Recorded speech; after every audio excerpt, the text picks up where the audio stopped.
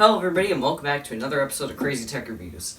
And basically, if you guys have been around the channel for a while, I'm sure you've probably seen this monitor at least a few times. This is the Apple Color Monitor 100 that came with my Apple IIe computer. And for those of you who don't know, the Apple Color Monitor 100 is a really hard to find, and it's Apple's first color monitor they ever made. It also features a really neat mechanism where basically there is a tilt switch on the side, they call it, and basically that allows you to automatically tilt the display up and down. However, unfortunately on this unit that is broken, and there are also several other cracks around the monitor, and so that's what we're going to be trying to fix in today's episode of Crazy Tech Reviews. So hopefully by the end of the episode we'll have a fully functional Apple Color Monitor 100. Other than that, the monitor works just fine. It can do all the cool things that this monitor can do, but the tilt switch is broken and it's just cosmetically damaged. So, I hope that we're able to fix this thing and not break it, so let's go ahead and get right into this episode. Really quickly, I figured I'd show you the amount of damage that occurred to this poor monitor. For one, as you can see, the power button assembly is kind of jacked because the plastic around it is broken, allowing it to just flop around in there. And there are various other cracks around the system. However, probably the biggest area of damage on the system is right around the power button, where the plastic is bent and cracked. So we'll go ahead and begin to disassemble the thing and hopefully not destroy it, because I literally have no idea how this thing comes apart. I usually sit a towel down when I work on machines to prevent the face from being damaged. So we'll go ahead and set the computer or the monitor down and get to work. Now the first thing I was going to do was to attempt to remove the screws on both the bottom and the two on the back in hopes that that would allow me to slide the back case off. So I went ahead and took out all the millions of screws that they held this thing together with, and then the two on the back of the machine, or I guess the top at this point, and then it just slid right off, just like that. Of course, I was being really careful while taking it off because I didn't know if there was anything attached to it or if it was gonna just fall apart. I figured I'd go ahead and show you guys what the inside of this looks like because most documentation on the internet is fairly sparse, so I figured I'd go ahead and show you the inside of this monitor. As you can see, here's a massive transformer and the flyback transformer just to the left of that, and here's that little motor that drives the display tilting.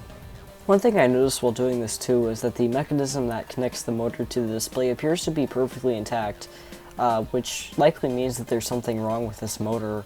Hopefully this motor is something that's relatively available on eBay or Amazon that I can just buy and replace. Anyway though, back to disassembling the monitor. There appear to be these three screws at the top that appear to hold the front panel on. So I'll go ahead and unscrew all three of these screws. And the front panel appears to be disconnected from the rest of the monitor now, so that's good.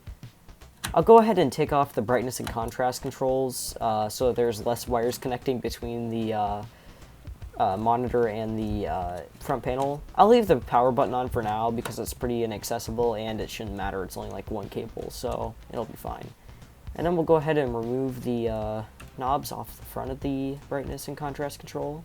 And then the whole assembly should just push right out through the back, just like this. And there it is. Next up, I removed the entire monitor assembly from the front panel.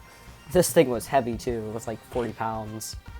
Next up, I unscrewed these four screws holding the bottom panel on. This was fairly easy, however, the screws were placed really close to the bottom panel, making it hard to get the screwdriver in there. However, I noticed something weird when I got to the last screw, and that's that the case was damaged so bad in the area that the entire screw stock somehow got broken. This thing must have been dropped hard. However, thankfully, even with the broken screw stock, I was able to wiggle out that bottom panel. And it was a little bit hard to remove, but I eventually got it free. I'll take this as an opportunity to unscrew that broken screw stock using some pliers.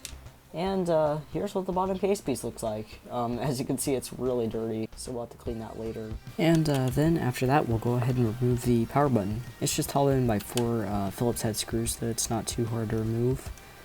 And as soon as I remove this, you can just see the entire thing just fall to pieces. As you can see, this thing is pretty badly damaged. The entire power button area just disintegrated. Alrighty, everybody, so this is the front bezel of my poor little Apple Color Monitor 100. Now, I do believe this might be repairable. I'm hoping so. But look, the entire bottom part is broken off of it, and there's chunks broken off everywhere. Oh my god, this poor little thing. It's pretty badly screwed up. So I'm just got my fingers crossed that we'll be able to get this thing back into good condition. I guess if not, it held itself together the first time, so we should be able to put it back together. And then after that, after I get this back together, we're going to take these pieces out and wash them because the bottom piece, as you saw earlier in the video, was covered in dust. So, yeah. Also, if you look over here, these are all the plastic pieces that came off. Not these. These are just the brightness and contrast knobs. But look at all these pieces of plastic. This poor monitor. And I do believe some of this might have been before shipping because this looks like it was glued back together. But look in here, there's even more stuff that fell out and cracked and just got broken. So we're going to hope that we can fix this thing. But I'm not sure how well we can at this point. So, yeah. At least the monitor itself, other than that, though, is okay. So, let's see if we can glue this stuff back together. Anyway, to glue these parts back together, I will be using some super glue, or some Gorilla super glue. Apparently it's gel. I don't know if that means anything or not. But anyway, I'm just going to go ahead and put a nice bead of this glue on this big piece here, just to start out with, since it was fairly easy to do. And then after that, I went ahead and stuck the piece into place, right where it went before. And after waiting a little bit, it seemed to be holding fine. So after that, I came back with a Q-tip and I wiped up some of the extra Gorilla Glue. Now, this will leave marks on the case, but I wasn't worried about that. Anyway, with that said, we'll come back and repeat the same process for the smaller piece here that went next to it. I did put some of the glue on the actual case, though, this time, because I didn't want to get any on my fingers, which would have happened if I would have put it on that side of the piece. And that one seemed to hold well also. And we'll come back with a paper towel and wipe up the extra. Moving on to this front corner. This was the front corner that was really badly damaged, as you can see here. However, I was able to glue back together. However, I did have to break apart some of the pieces in order to get them to go back together correctly. So anyway, I'll just go ahead and glue all those back on. And here's that finished chunk of plastic. As you can see, it turned out a lot better now, and you can see also the screw stock that snapped off earlier that I glued back on. And after that, I'll go ahead and fix those little brackets that held the screws in that connect to the front bezel to the rest of the monitor. Thankfully, these weren't too badly damaged, and I did have all the pieces to fix them. However, if I couldn't have fixed them, it would have still been fine. Again, I used the same super glue and everything to do these as well, so nothing different there. And we'll go ahead and put that little piece of plastic there, and it should be fine. I also took this as an opportunity to glue the corner piece back onto the bottom part of the bezel that snapped off. And then after that, we'll go ahead and glue the whole assembly back onto the rest of the front bezel. And here's the finished front panel. Now, some areas like the bottom right corner where it was damaged don't look perfect, but overall it looks a lot better, and at least I don't have to worry about it falling apart now, so that's good. Anyway, with that done, I went ahead and cleaned out the bottom and front case pieces, which were relatively dirty, especially the bottom case piece, but anyway, I just used some water from the hose and just sprayed it down with the hose, and that worked well for the most part. And I'll go ahead and clean the front case piece now. And then when I brought them back in, I just went ahead and wiped them down with a dry paper towel to remove all of the water from the case pieces. And then we'll go ahead and spray them down with some rubbing alcohol to clean the remaining scuffs and marks in it. And then we'll go ahead and replace the 4 rubber feet. Now there are technically 8 rubber feet on this monitor, but the 4 on the inside I'm not going to worry about since I don't have enough feet to replace them. So anyway, as you can see, these feet are really old and brittle and did not want to come out easily. So anyway, I'll go ahead and clean all the parts of the rubber feet that came off around them when I try to remove them, and we'll go ahead and insert a fresh new rubber foot in there to replace it. Just to show you, here's a comparison between the old and new rubber feet. As you can see, the old ones are really hard and compressed down compared to the new ones, and they're also really brittle. As you can see them just coming up to pieces every single time I try to pry them out of the case, but you can also see how I'm just scraping parts of them off very easily with a screwdriver. So anyway, with that said, we'll go ahead and replace the remaining 3 of them that I'm going to replace. And here it is. As you can see, there's still the 4 original ones in the middle, but I'll take care of those later. And with that said, it's time to put the monitor back together.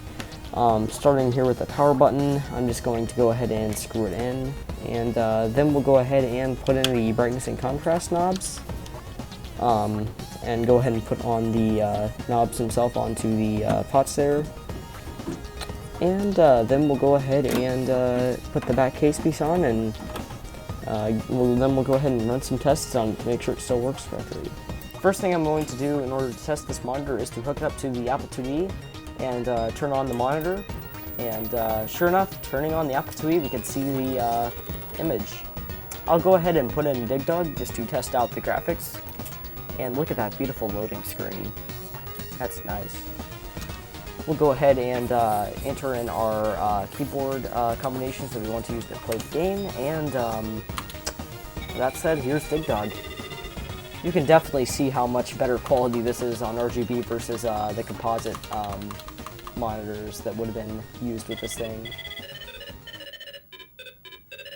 So anyway, with that said, I would like to say I am very happy with how this project turned out. In my opinion, it went pretty well. While sure, it doesn't look perfect and there are still obvious signs that this thing was cracked, I wasn't trying to eliminate that. My main goal of doing this project was to strengthen the monitor in these areas where it would have just fallen apart, and to just try to make it look a little bit better, and I feel like I've done that pretty well. Sure, it could have been better, but, you know, at least now I can pick this thing up without having to worry that it's going to fall apart. At least for now. So anyway, with that said, as far as the Apple IIe goes itself, I do have another video planned on the Apple II series. I'm going to try to remake the Apple II history review video series I did a few years ago. It was pretty bad. And also, at the same time, I also want to do a few, I want to clean this thing up a little bit, just like I did with this monitor and with most of my other machines, as it's pretty dirty and it also has a few issues that need to be fixed in it. However, other than that, this thing works fine. And I also have another video planned on this, the NES. Now, I did do a video a year ago where I unboxed this game console as sort of like a special video, and what I want to do now is I have another episode planned on this. I'm not going to give it away yet, but basically I've had this episode planned pretty much since the beginning of the channel, so I'm pretty excited to be doing this video. And another thing I want to talk about real quick before I end this video off is that recently, for those of you who are on my channel Discord server, which if you aren't, invite link is in the description, I had mentioned a possible rebranding of the channel, and basically what that was to change the name of the channel from Crazy Tech Reviews to Retro Tech Reviews. However, I haven't decided yet if I want to do that for sure. Well, I do already have new channel art and stuff ready for it. I still don't know for sure if I want to do it. So in the comments down below, please let me know what you want me to change the channel name to. If you want me to keep it as Crazy Tech Reviews, or if you want me to change it to Retro Tech Reviews. And also, just a few other things before I end this video. I know I've been pushing this heavily recently, but if you guys are new here, then please click the subscribe button and the bell icon if you like these videos, because it will help me a ton. And hopefully within the next month or so, we'll break through to 100 subscribers. So anyway, with that said, yeah, just let me know what you think of the possible rebrand of the channel. And with that said, I can't wait to be making more videos in this channel. And I guess with that said, I'll see you guys all in the next one.